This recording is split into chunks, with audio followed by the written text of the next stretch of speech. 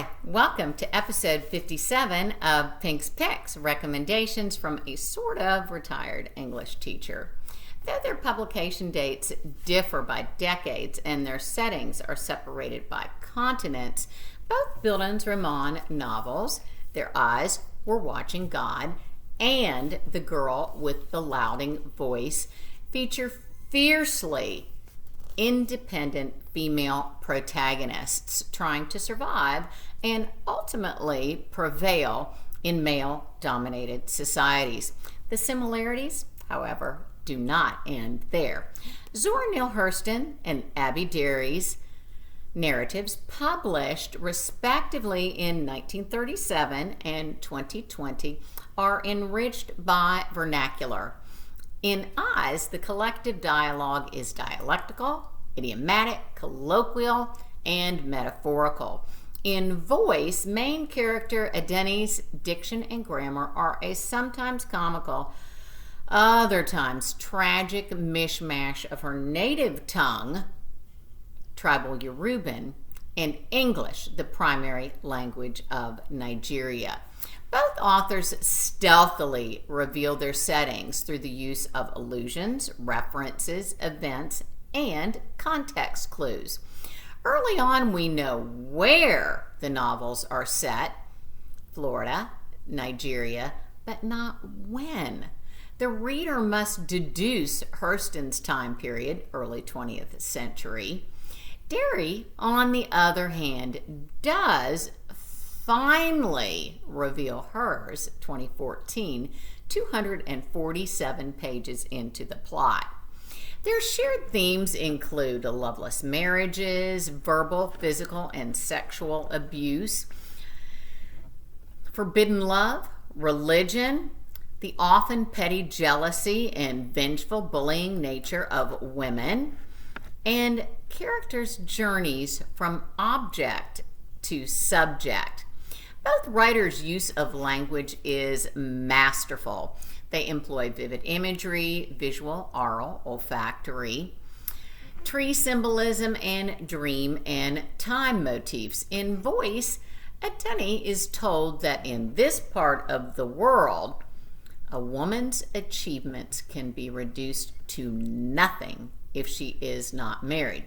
Meanwhile, Eyes Janie is told by Grandma a black woman is the mule of the world. So she arranges a marriage for 16-year-old Janie to a repulsive widower who is more than twice Janie's age. In addition to their multiple overarching constructs, there are also distinct differences with these pieces, beginning with their creators. With her debut novel, Dari, who has not one but two master's degrees, joined the ranks of other New York Times best-selling Nigerian authors, Chimamanda Adichie and Akwaeke Emezi, episode 41. The married Dari has two daughters who inspired her to write Voice. Hurston, who attended Howard University and Barnard, was married and divorced 3 times and had no children. Despite having penned 7 books and 50 shorter pieces, she died destitute in a welfare home and was buried in an unmarked grave on Florida's East Coast in 1960. 15 years later, fellow writer and fan Alice Walker, The Color Purple, published an article, In Search of Zora Neale Hurston, in Ms. Magazine, which launched a revival of and a new respect for Hurston's works. Hence, her ever-present posthumous popularity in high school and college classrooms. I like Hurston's structure, circular as well as call and response, and was fascinated by her unique shifts between her literate narrator's voice and a highly idiomatic black voice. Naturally, as an English teacher, I was awed by Hurston's use of metonymy, hyperbole, paradoxes, personification, and anthropomorphism. I absolutely adored her clothing motifs and symbolism, as well as her Florida settings, specifically the Everglades and its 1928 hurricane, and Eatonville, north of Orlando, one of the first self-governing all-black towns in the U.S. Of course, I love Janie's sheer pluck as she searches for her authentic self. While we learn Janie's lineage, both she and her mother were products of rape, then follow her from ages 6 to 46, we only spend a year with the 14-year-old Adunni. She just says, "The day I stopped school and the day my mama was dead is the worst day of my life." Little did she know just how bad her life would get. In order to pay rent, her alcoholic father sells her.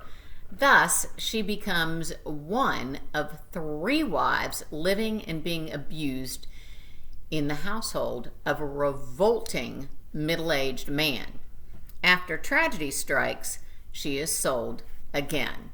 I love Dari's color imagery and flower symbolism, as well as her fictional epigraphs from a book Adunni reads, featuring actual facts about Nigeria. And of course, I love Adunni's lauding voice. I give eyes and voice each an A-. Next time, I will discuss Isabel Wilkerson's cast. Until then, make good choices and do your homework. Bye-bye.